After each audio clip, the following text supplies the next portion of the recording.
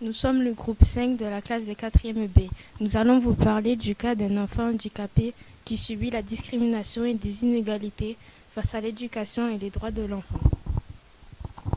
Pour étudier cette discrimination, nous avons regardé un film qui est réalisé par Pascal Plisson en 2013 parlant de 4 enfants sur le chemin de l'école dans des pays en difficulté.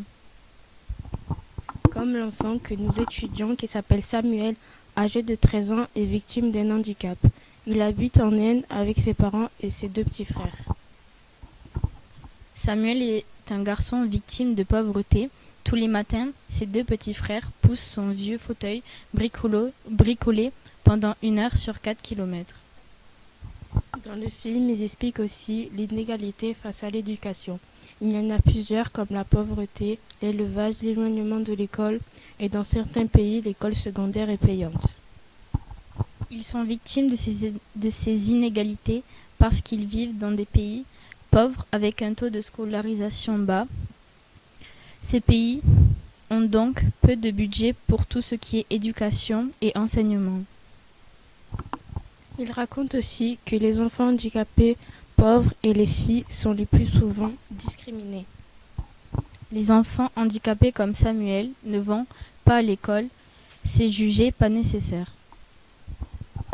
Les enfants ont exprimé qu'il est essentiel d'aller à l'école pour sortir de la pauvreté, avoir le métier qu'ils veulent, aider leurs parents et qui, en plus, sont soutenus par eux pour qu'ils les poussent vers la réussite.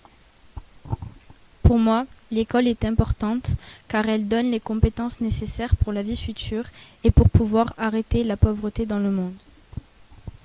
Pour moi, l'école sert à trouver une voie dans le métier qu'on veut faire dans notre Pour moi, l'école sert à trouver une voie dans ce qu'on veut faire dans notre avenir malgré les différences des uns et des autres. Tout le monde doit être accepté.